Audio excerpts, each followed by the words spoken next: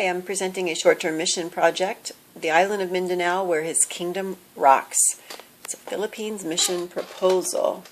This is myself, Lissa Zapardino Johnson. I'm the missionary coordinator, and this is a picture of me with a bunch of adorable Filipino kids because I went to this location last year in June of 2012 on the island of Mindanao, and I told people that have been there and know about Mindanao, I'm going to Mindanao, and they were, no you're not, why are you going there? That's dangerous, because it is considered one of the most dangerous places in the world because Al-Qaeda has a training ground there. However, I felt overall quite safe. We did avoid certain roads. Sometimes we would drive 3 hours around to avoid certain areas, as we did actually go across this island, all around this island when we were there, because the mission group that I work with is actually all over this island, has churches all over this island. So I do want to go back. I feel it's just a wise decision, plus it's in my heart. I was able to build relationships when I was there with numerous pastors, as well as with the regional directors, Emmanuel and Cora Ortega, for World Mission Outreach Fellowship.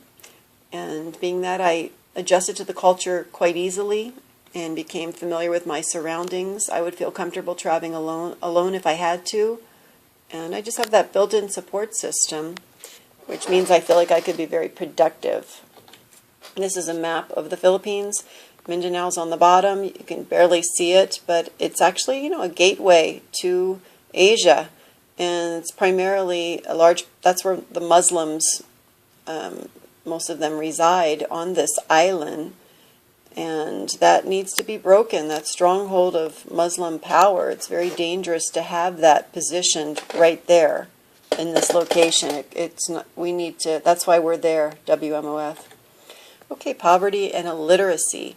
Most of the 88 million people do reside in the rural areas, and it's pretty severe as far as poverty and illiteracy, even though the Philippines as a nation are considered one of the most literate countries on the list of third world countries. But farming and fishing are their primary sources of income and well-being, though 1/3 of the populace do live in poverty because of unproductive and unprofitable farming, deforestation in waters deplete of fish, minimal access to opportunities, productive assets, financial services, and credit.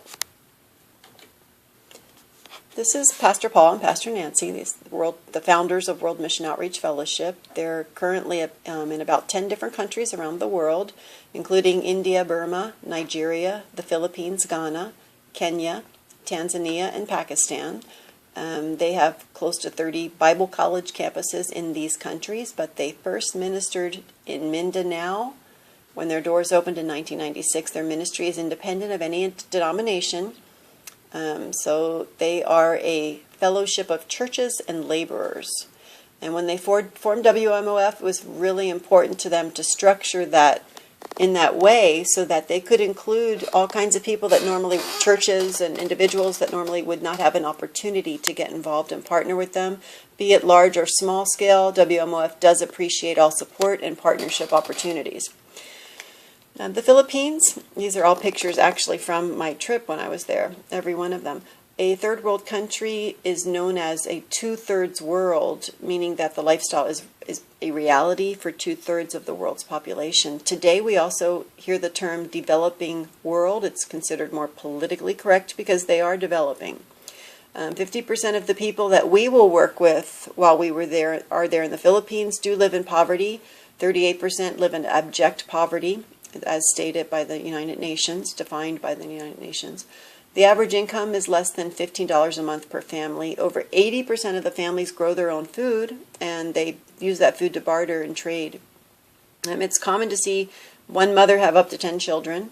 Polygamy is still commonly practiced, and over 50% of the population is under the age of 15, with 60% of them being illiterate.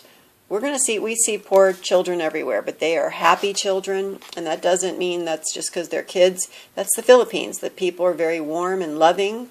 In Ghana, I went to Ghana in December, and it's not the same way. The kids aren't as happy. They aren't smiling and playing and laughing as much as these guys are. So they were a lot of fun. Coming summer 2014 in June is what I'm thinking for this. Vacation Bible School, Kingdom Rocks. It's a way to reach the unreached for the kingdom of God. The kids are going to have an amazing time.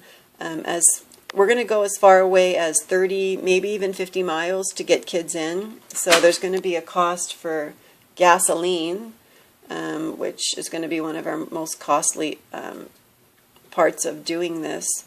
It's going to be held at a large church facility that is actually where pastors Cora and Manny are pastor, and they actually had a youth conference there in October last year where over 500 youth showed up. It was amazing. So we know we're going to expect at least 500 children to participate. We're going to be flexible, though. We're going to add newbies daily as the word spreads, because that's how VBS works. You know, not everybody makes it every day, but it does grow. Usually by the end of the week there's even more, because they go tell their friends, word spreads. All surrounding churches will participate. We're going to encourage those youth to get out and bring their family and friends. We're going to bus them in, have drivers and people bus them in. We're going to also recruit from local schools, playgrounds, posting flyers, invitations, and I'm going to definitely do a volunteer training and orientation to make sure all of the volunteers are on par with their positions and their roles. Whoops, just referring back to that other one, I'm actually going to have, my hope is 10 to 20 U.S. missionaries with me, but I will be able to fill in any need with actual Filipinos there to volunteer and help out. Come to Christ. We're going to be evangelizing. We're going to be working with kids from 4 to 12 using the Kingdom Rocks format, which is a blessing because my church just did it, and I was